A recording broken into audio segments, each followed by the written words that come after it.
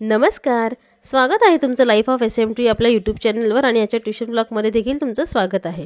जसं की तुम्हाला माहीत आहे की आता स्टेट बोर्डची एक्झाम सुरू आहे आणि CBSEची एक्झाम झालेली आहे, परंतु त्यांचे न्यू सेशन जे आहे ते स्टार्ट झालेले आहेत आणि माझ्या क्लासमध्ये आता टोटल 17 स्टुडंट्स आहेत, कारण की 4 स्टुडंट्स जे आहेत ते म्हणजे काही कारणामुळे क्लास सोडून गेलेले होते, पण त्याच्याऐवजी आता 5 नवीन ॲडमिशन झाले। हे जे आहे ते न्यू स्टुडंट्स आहेत, हे सगळे 8th स्टँडर्डचे आहेत आणि अजून एक 6th स्टँडर्डचे ॲडमिशन झालेलं आहे, हे CBSE।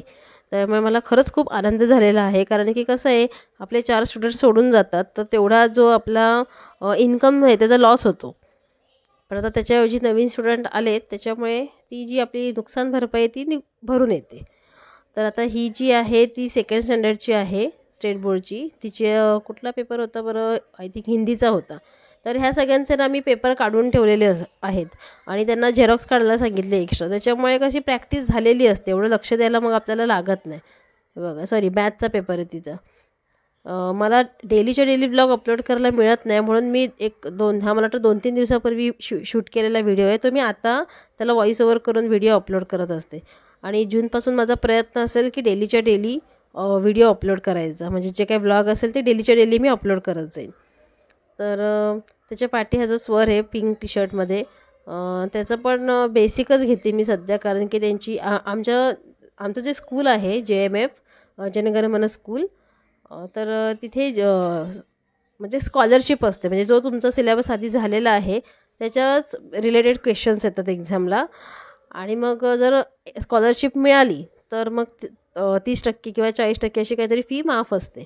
तर मग ते लास्ट इयरचा जो आहे स्टडी तो त्यांचा आता मला घ्यायचा आहे आणि ती त्याची बहीण जी सर्वात लास्ट बसलेली आहे तिचं पण सेम, ती आता 7thला गेली आहे, पण ती थोडासा 6चा स्टडी करेल, कारण की 27 एप्रिलला त्यांची एक्झाम आहे स्कॉलरशिपची।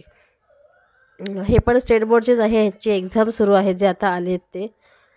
तर तुम्हाला माझे हे ट्युशनचे व्हिडिओ कसे वाटतात ते मला नक्की कमेंट करून सांगा। मी अजून त्याच्यामध्ये काय ॲड केलं पाहिजे, कसे व्हिडिओ बनवले पाहिजे, तर ते तुमचे काही सजेशन असतील तर ते सुद्धा मला नक्की सांगा, कारण की कसं आहे ट्युशनचे व्हिडिओ जर म्हणजे ज्यांना ट्युशन घ्यायचं असेल किंवा जे ऑलरेडी घेत आहेत तर त्यांना याची मदत होईल।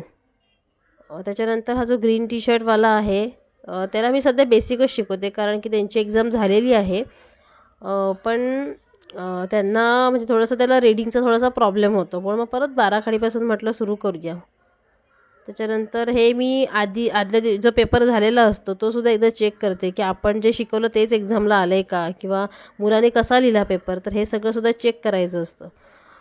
ही समायरा आहे, तर तिला मी तिची ओरल घेणार होती, मग तिला मी बाय हार्ट करायला सांगितलं।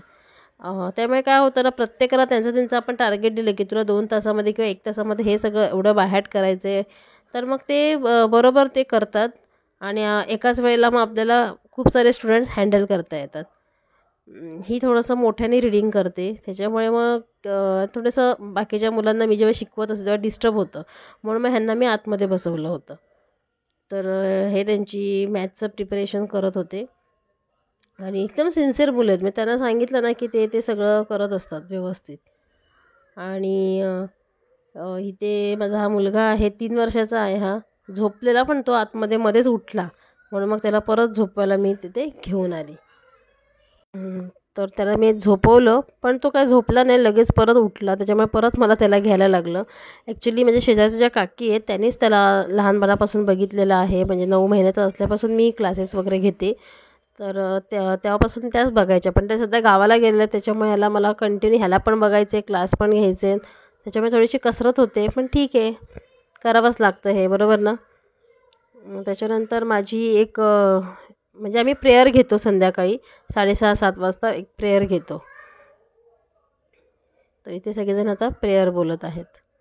त्यानंतर 1-1.5 तास होऊन गेल्यावर ज्यांना मी जे काही टार्गेट दिलेलं असतं ते सगळ्यांचं मी चेक करते, म्हणजे कोणाचं ओरल घ्यायचे असेल तर ओरल घेते, त्याच्यानंतर कोणाचं काय चेकिंग करायचं असेल तर चेक करून घेते।